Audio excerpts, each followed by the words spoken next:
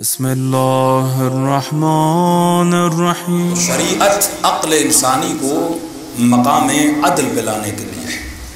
جو شریعت پہ عمل کرتا ہے وہ نہ افراط میں ہے نہ تفریط میں ہے۔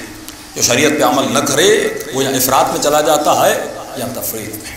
دین اپنی مرضی کا نام نہیں ہے، دین اللہ کی مرضی کا نام ہے۔ میں نے دو لفظ کہے تھے، ایک لفظ عبد ہے، ایک لفظ عابد ہے۔ عبد بھی عبادت کرتا ہے، عابد بھی عبادت کرتا ہے۔ فرق یہ ہے عبد اور عابد میں، عابد عبادت کرتا ہے اپنی مرضی سے، عبد عبادت کرتا ہے خدا کی مرضی سے۔ تو دنیا میں کس کی مرضی سے جی رہا ہے؟ اپنی مرضی سے جی رہا ہے یا خدا کی مرضی سے جی رہا ہے؟ پھر تصور آتا ہے اگر مجھے ایسا ہی کرنا تھا تو پھر اس نے اختیار کیوں دیا کہ اپنے اختیار سے میری مرضی پہ چلو،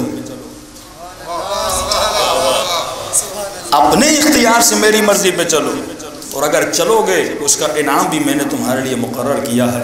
شیطان تجھے تھوڑا دیتا ہے، میں تجھے بڑھا کے دیتا ہوں، لیکن مرنے کے بعد تجھے دیتا ہوں۔ اب عقل سے پوچھ تجھے تھوڑا چاہیے یا زیادہ چاہیے؟ اہل بیت نے اب دنیا میں سب کچھ قربان کر دیا آخرت کے لیے۔ اگر تجھے جنتی بننا ہے تو تمہیں شریعت پہ عمل کرنا ہوگا۔ فرمایا آخری زمانے میں دینداری بہت کم بن جائے گی اور ویلیوز اور ڈی ویلیوز آپس میں مکس ہو جائیں گی۔ پہلے حیا کو اچھا مانا جاتا تھا، اب بے حیائی کو اچھا مانا جاتا ہے۔ پہلے باحجاب خاتون کو اچھا مانا، لوگ پریفر کرتے تھے، لیکن آج بدحجاب خاتون کو اچھا مانا جاتا ہے۔ یہ آخر الزمان کی نشانیاں ہیں کہ ویلیوز آپس میں مکس ہو جائیں گے، رد و بدل ہو جائے گا۔ یہی یورپ تھا، وہاں پر بھی چیزوں کو برا مانا جاتا تھا، لیکن آج جو برائیاں ہیں ان کو اچھا مانا۔ قانون پاس کیے جا رہے ہیں برائیوں کے لیے۔ مولانا ہمارے کہتے ہیں کہ ہم لاہور میں گئے اور کہنے لگے کہ ایک مومن آیا کہ مولانا بیٹی کے لیے کوئی دعا لکھ کے دیجیے۔ اب انہوں نے کہا کہ دعا لکھوائی جاتی ہے کسی اچھے کام کے لیے، بیمار ہوگی، پڑھائی میں اچھے ہونے کے لیے، مختلف چیزوں کے لیے دعا دیجیے۔ لیکن انہوں نے کیسا ایشو اٹھایا، اس مومن کی عقل پہ حیران رہ گئے کہ آج یہ عالم آ گیا کہ مومن شیعہ علی کا ماننے والا اور اس کی فکر کیسی ہے، اس کا عقیدہ غلط ہو گیا۔ آج عقیدے بگڑ گئے، صرف جو عقیدہ باقی رہ گیا وہ یہ ہے کہ مجلس میں آنا ہے، حسین کی مجلس سننی ہے، مصائب پہ گریہ کرنا ہے اور چلے جانا۔ تین عقیدے۔ گھر میں تمہارا کون سا عقیدہ ہے؟ بچی کی تربیت کے لیے کون سا عقیدہ ہے؟ رزق کمانے جاتے ہو تو کیا عقیدہ ہے؟ دکان پہ دکانداری کرتے ہو تو کیا عقیدہ ہے؟ کاروبار میں کاروبار کرتے ہو تو کیا عقیدہ ہے؟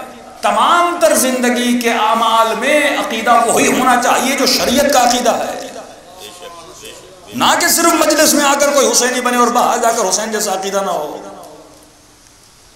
تو کہا مولانا بیٹی میں کانفیڈنس نہیں ہے۔ کیا مطلب کانفیڈنس نہیں ہے؟ کہ گھر میں مہمان آتے ہیں، 12 سال کی بچی ہے، اب دوست آتے ہیں، مہمان آتے ہیں، ملتی نہیں ہے ان سے جا کر۔ کلاس روم سے ٹیچر شکایت کرتے ہیں آپ کی بچی میں کانفیڈنس نہیں ہے۔ جب کانفرنس دینی ہوتی ہے، ڈیبیٹ ہونی ہوتی ہے، کلاس میں کلاس روم بچے اور لڑکے ہوتے ہیں، ان سے باتیں کرتی ہے تو کانفیڈنس نہیں ہے، آئی ٹو آئی کانٹیکٹ نہیں ہے۔ یہ مغربی اصطلاحیں ہیں۔ کانفیڈنس پیدا کرنے کے لیے آنکھوں کا کنیکٹ ہونا بہت ضروری ہے۔ اور معصوم کیا فرماتے ہیں؟ سیدہ زہرا سلام اللہ علیہا کیا فرماتے ہیں؟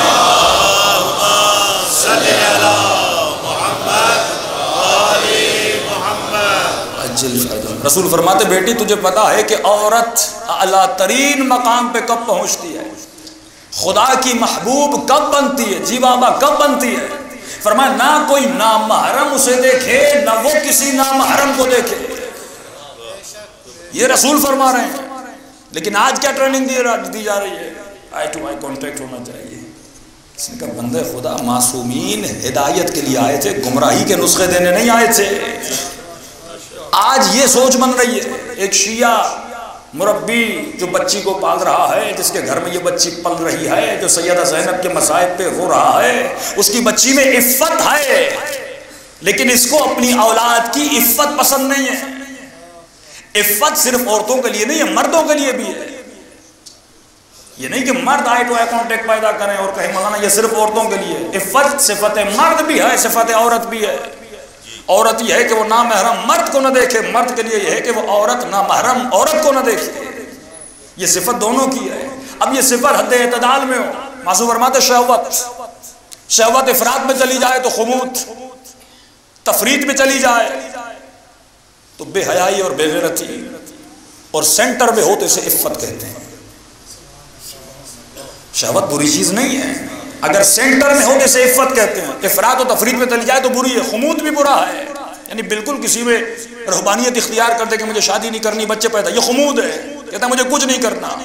یا بالکل بے غیرتی میں چلا جائے، اتنی شہوت اس کے وجود میں ہو کہ گناہ میں چلا جائے. اور اس کے پھر معصومی نقصانات بتاتے ہیں کہ سال میں 10 لاکھ لوگ، صرف امریکہ میں 10 لاکھ لوگ گناہ زنا سے مر جاتے ہیں. کئی بیماریاں اس کی وجہ سے پیدا ہوتی ہیں. یہ عذاب الہی لوگوں پر آتا ہے اگر لوگ اپنے وجود پر عفت کو پیدا نہ کریں. وجود میں عفت نہ پائی جاتی ہو، سینٹر لائن میں اپنے وجود کو لانا ہے. اسی طرح جو غضب ہے، اس کی تفصیل میں کل آؤں گا، اسی طرح جو غضب ہے اس کا بھی ایک افراط ہے، اس کی بھی ایک تفریط ہے. اگر یہ افراط اور اگر یہ تفریط میں چلا جائے تو اس کو جبن کہتے ہیں، انسان ڈرپوک بن جاتا ہے.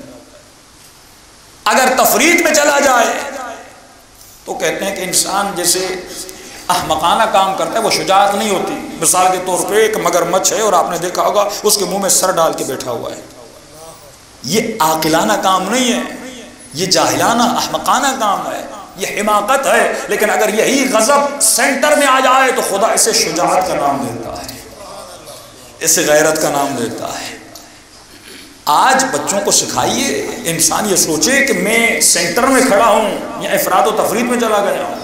مکتب اہل بیت انسان کو سینٹر میں رہنے کا درس دیتا ہے کہ سوچو تم اپنی زندگی میں کس طرح اپنے قدموں کو اٹھا رہے ہو. اور میں نے آسان سا بار بولا تھا کہ مولانا پتہ کیسے چلے کہ زندگی میں ہمیں کرنا ہے تو کیا کرنا ہے. جو بھی کبھی کاروبار کرنا ہے، کبھی کہیں پہ جانا ہے، کسی سے بات کرنی ہے، کچھ لینا ہے، کریں تو کیا کریں. میں نے کہا بہت ہی سمپل فارمولہ ہے. کیوں اہل بیت فرماتے ہیں سلمان و منا اہل البیت.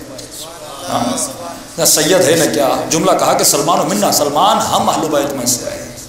مولا ہم کیسے آپ اہل بیت میں سے بنے؟ بہت ہی آسان فارمولہ، ہر مومن عمل کر سکتا ہے. مولا کیا کرے؟ امام فرماتے ہیں جو بھی کام کر رہے ہو، کہیں پہ جانا ہے، کوئی ڈیل کرنی ہے، کوئی کھانا کھانا ہے، کہیں پہ گھومنے جانا ہے، کسی سے بات کرنی ہے، کچھ بھی کرنا ہے، کرنے سے پہلے یہ سوچنا اگر حسین ہوتے تو کیا کرتے ہیں. سمپل سا فارمولہ ہے، اپنے ضمیر سے پوچھیے. کوئی چیز لینی ہے، کوئی چیز کھانی ہے، کہیں پہ گھومنے جانا ہے، کسی نامحرم سے جو بھی تعلق بنانا ہے، اس تعلق کے بنانے سے پہلے یہ سوچنا اگر میرے آقا حسین ہوتے تو کیا کرتے.